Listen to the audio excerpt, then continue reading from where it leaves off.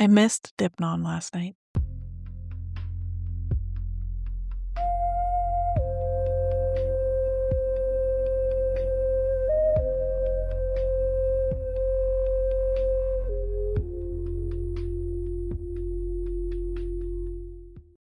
I didn't realize until I was already in bed, and as soon as I did, that familiar, sharp voice came up that says, "You're not doing enough. You're not good enough for this." And I just laid there with it for a while. And eventually I said out loud, "I'm sorry, Hecate. I forgot. I'll do everything tomorrow. I promise." And even as I said it, I could feel how much that promise was about trying to fix the feeling and not the relationship. Because Hecate didn't need that from me. I could feel her there. There was no disappointment, no distance. If anything, there was this quiet knowing that the work I'd been wrapped up in, the way I've been showing up, and the voice I've been using, that was the real devotion.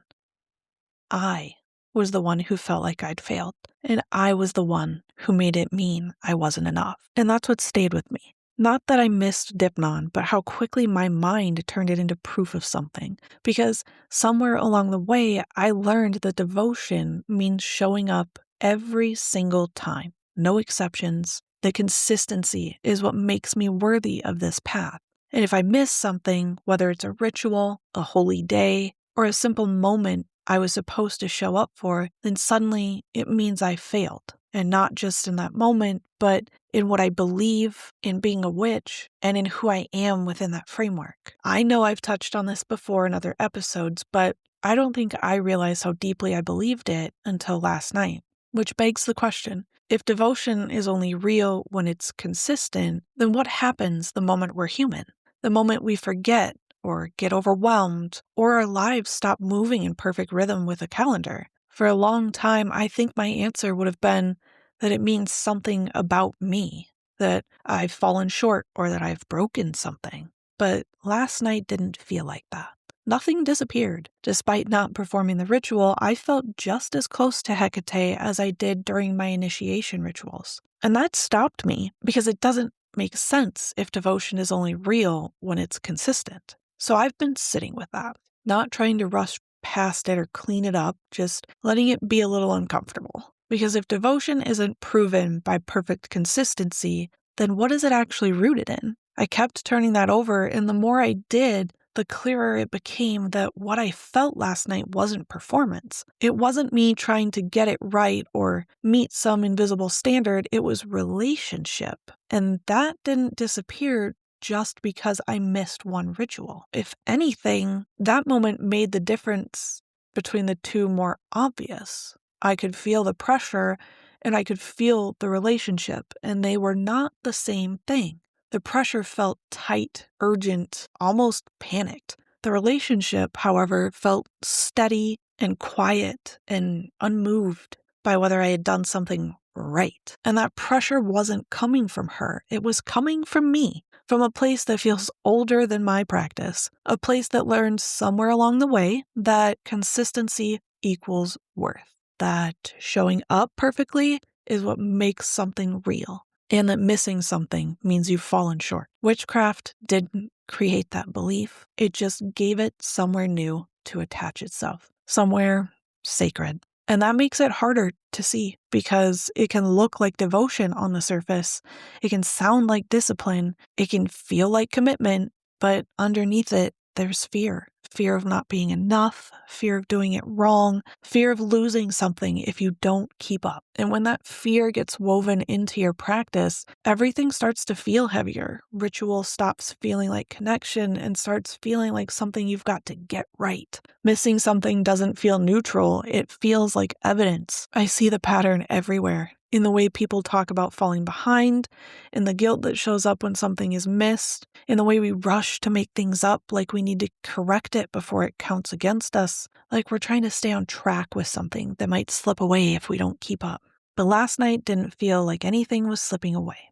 There was no distance, no sense of being cut off, no feeling that I had stepped outside of the relationship. If anything, I felt closer, not because I did something right, but because I stopped trying to perform. And that's what keeps catching my attention.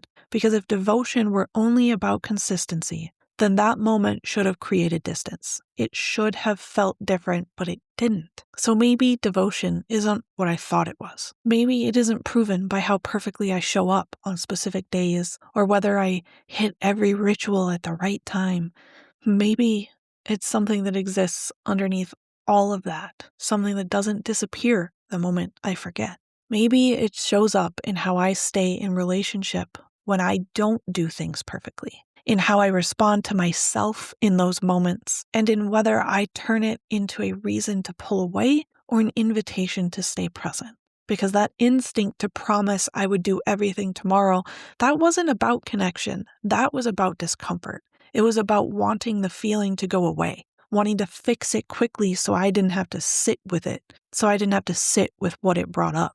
But there was nothing to fix, and that realization shifted something for me, because if nothing broke, then what was I trying to repair? The answer was uncomfortable, because I wasn't trying to repair the relationship. I was trying to repair how I felt about myself. I was trying to get back to a place where I felt like I was doing it right. And that's where devotion turns into performance. Not because the ritual itself is performative, but because of what we attach to it, because of what we make it mean. When devotion becomes tied to worth, everything changes. It stops being about connection and starts being about proving. It becomes something you measure yourself against instead of something you live inside of. And that's not what I want this to be. Because when I come back to Hecate, when I step out of that pressure and actually feel into the relationship, it's not asking for perfection. She's not asking for flawless consistency. She's asking for presence, for honesty, and for a kind of devotion that exists in how I live, not just in what I perform.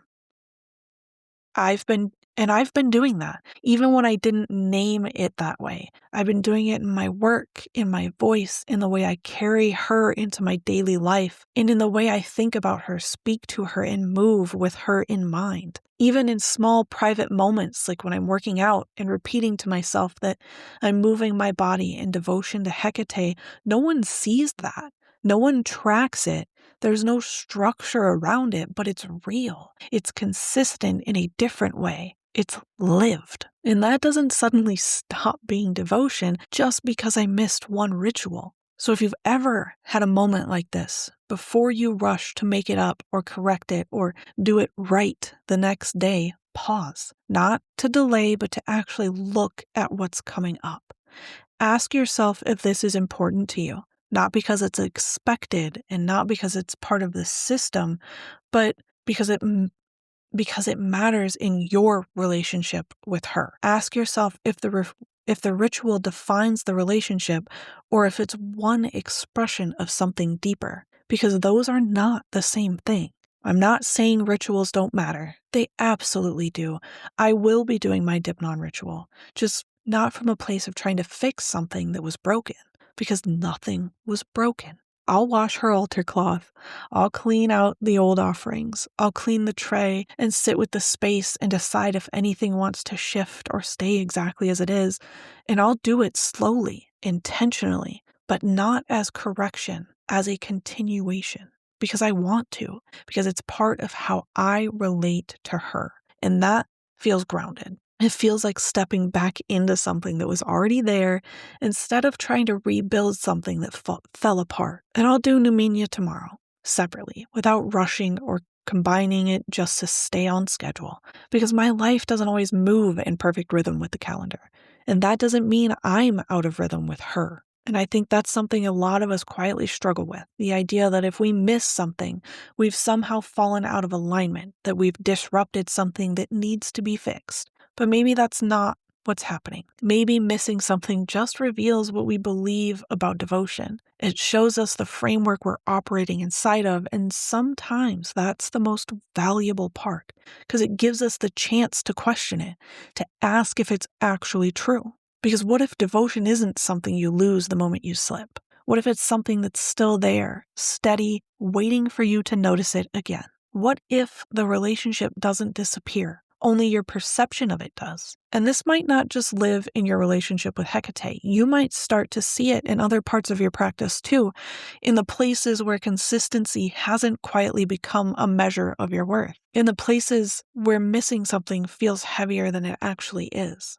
I'm not saying structure doesn't matter. Rhythm does matter. There's value in showing up, in honoring cycles, and in building something that has shape, but there's a difference between rhythm and rigidity, between devotion and performance, between showing up because you want to be in relationship and showing up because you're afraid of what it means if you don't. Last night showed me exactly where I was still crossing that line, not in what I did, but in what I made it mean. So if you find yourself there, feeling that drop in your stomach, hearing that voice start up, just pause. Ask yourself what you believe just happened.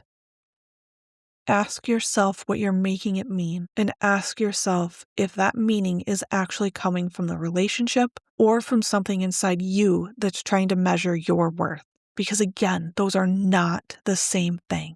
And how you respond from there will shape your practice far more than whether you performed one ritual on time. For me, this didn't break anything, but it did clarify something. It showed me where I was still tying my worth to my consistency and where I was still turning devotion into something I had to prove. And it gave me the opportunity to consciously choose something different. And that feels like devotion because it's honest. It's a lived experience and it's mine. And maybe that's what devotion actually is. Not perfection, not never missing a step, but continuing the relationship anyway, even when you don't get it right. I hope today's episode resonated with you, and if it did, you're welcome to share it with someone who might need this conversation. If it stirred questions, reflections, or even disagreement, you're welcome to join the conversation or suggest future topics on Instagram or YouTube at Salt and Sovereignty, or reach out via email saltandsovereignty@gmail.com. Until next time, honor the truth that keeps you sovereign.